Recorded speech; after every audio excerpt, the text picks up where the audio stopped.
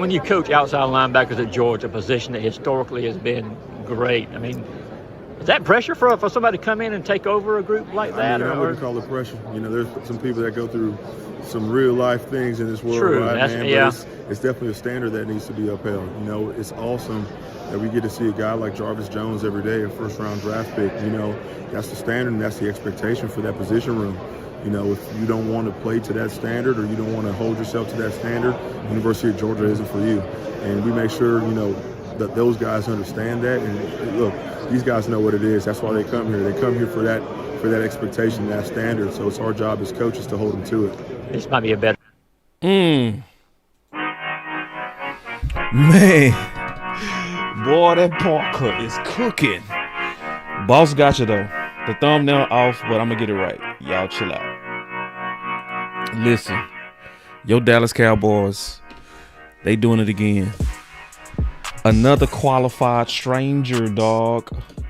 This has the footprints of Shoddy. See, we go give credit to Christian Parker, because listen, it's one thing I'm gonna say this. I'm gonna keep saying this until it become popular. When you try to judge coaches, we gotta remember, man, we dealing with group projects. So sometimes people will get credit, and we gotta do a better job of knowing how to give credit for the overall vision of how things are being played out. This has the feel of Shoddy though, for sure. And I do believe that this has a feel of Parker as well. But coming out of college, we've seen this before. So I want to kind of explain this, because this is saying a couple of things when you look at this, right? When you look at this, one of the things that it's saying is that your Dallas Cowboys is likely finna be more 3-4, right? But if you know Shoddy and you listen to Shoddy well, we're not gonna pigeonhole ourselves into an outdated, one-sided defense. That's not the modern NFL. The modern NFL is adaptable. It changes based on the fronts. So sometimes you might have a 5-man front. Sometimes you might want a traditional 3-4. Sometimes you want to do the 4-3 over. It's different ways that you're going to deploy your assets depending on the opponent. So, but the fact that they keep having the verbiage of 3-4, it lets you know that likely that's going to be the base. But I wanted to kind of do something different today and kind of show you why this more so aligns to Shoddy. So I want us to listen to Clayton Adams on a couple of things, and it's going to give us a clue that this is so Shoddy. So first I want you to listen to Clayton, and it's going to help us understand these type hires, especially a guy out of college. Listen. Clayton, Todd Archer with ESPN. What's your background with Brian Schottenheimer? And now is it kind of just learning what he wants, how it meshes with what you've done in the past? Where are you guys in that process of scheme-wise? Yeah, that's exactly where we're at, is just trying to mesh what the vision of what he wants is, because he's going to call the plays. And so I think it would be dumb on my part to try to force a lot of things on that call sheet that he doesn't want to call or he doesn't feel comfortable calling. So I have not had a major background with him. I had talked football with him in the past. I had known him a little bit, but we're really excited. I'm very excited to work with him and just to continue to learn each other a little bit. And I think that that's always going to be a process of, we're all molded a little bit by our experiences. And so there's going to be, we're going to get out into some practices and talk through some things, and I'm going to see some things differently. He's going to see some things differently. And it's going to be a growing process. You get into games and you have to have those same type of experiences, both good and negative. Yep. So when you dealing with Shoddy, and you see somebody like Coach Uze Derible, and I'm pretty sure I got his name right, Coach Uze Derible. So when you got a coach coming out of Georgia, that's gonna scare a couple of fans. But when you look into his background, it's almost exactly like what Parker is, another teacher, a guy that's climbing the ranks, and been climbing the ranks fast because of his disposition of being a teacher. So this is the fingerprints of, to me, Buck Parker and being a teacher, wanting a guy that's like him. But then also Shotty having the courage to go with a qualified stranger. And see, listen, y'all, Shotty does what he says, man. That's why I ain't never go for when they was trying to say Gannon was under him. I was like, man, y'all stop that shit. Ain't no way y'all gonna ever convince me that, because he's been so consistent on how he picks, and he's very clear on the types and the vision, and like Shotty is clear. So let me show you one more thing about Clayton Adams and these qualified strangers so that we can get a better feel of his staff. So check this out, listen. Clarence Hill, All City DLLS.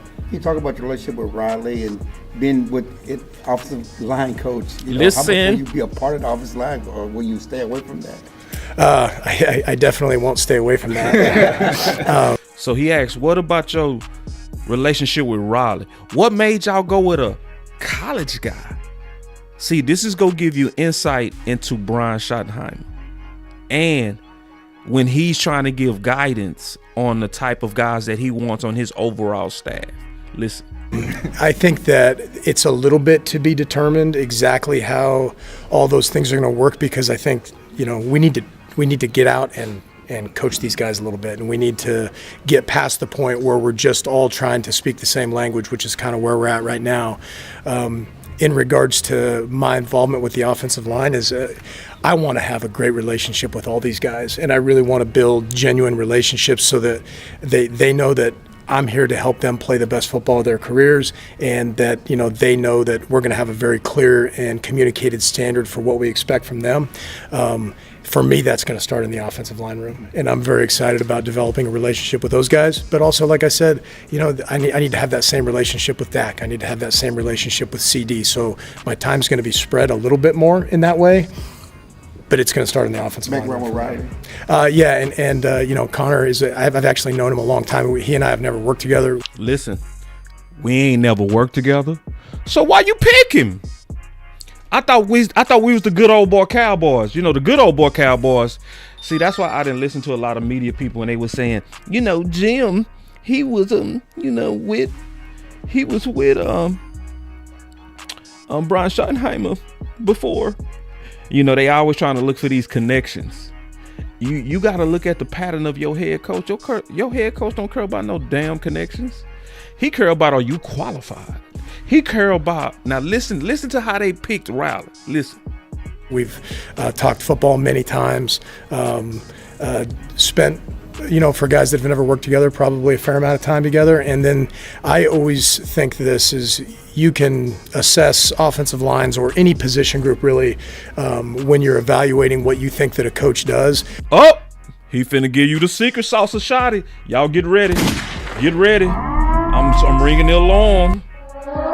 You go probably only get this on this channel. He finna give you the secret sauce. Listen, here it come. But nothing speaks like the tape. And one thing that I've always respected about Connor Riley over the years of just evaluating his players coming out in the draft and even just evaluating his scheme when I was coaching in college, the players play good. And he's had good players too. But that's your responsibility as a position coach is, boom! There it is. So if y'all been wondering, why? College? What you doing, Dallas? Let Shotty work. Let him work. We've been saying, let him cook. But we don't let him cook. Let him cook. And I'm seeing two cooks. I'm seeing two chefs. I'm seeing two chefs on this one. I'm seeing a 3-4 chef. And Shotty go push him to be multiple. I'm going to tell you right now. Shotty was already clear on that. He might be pushing for a traditional 3-4. Shotty goes, you go put some multiple in your stuff, homeboy. I promise you that. Yeah, so as it's coming together, I'm going to tell you, because I'm going to have to do a whole show on how this coming together.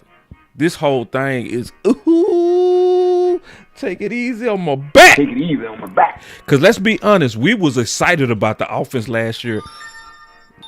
we was doing a lot of content on Eberflus in the past, but we was excited about the offense when we saw them coaches. So this is the good job, man, so far. So listen. I'm doing my best to give y'all a bunch of content.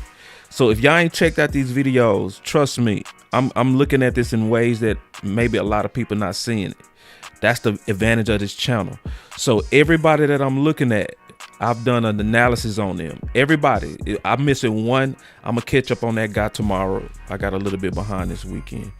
But listen, your Dallas Cowboys is cooking. They are cooking, man. They got them a all black staff. This is wild. They got one more. And listen, we waiting on oil. Ooh, we waiting to see. We waiting to see. But listen, man, you can't be a Dallas Cowboy fan and not be researching these guys and not having some form of excitement in your gut. Because it's evidence with these guys. I'm seeing a pattern with these guys. It's looking shoddy-ish. It's looking Parker-ish. It's looking less Jerry-ish. So therefore, I'm happy-ish.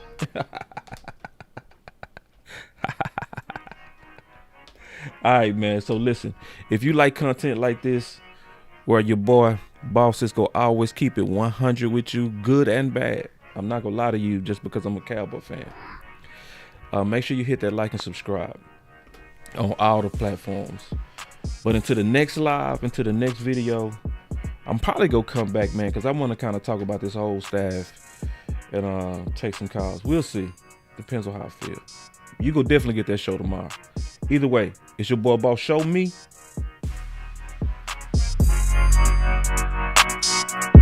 You showing me, Dallas. You showing me. I ain't mad at you. I ain't mad at you. Got one more. Get it right. Get it right. Let's play some ball. Let's draft. Let's get it right, Dallas. You right here, baby.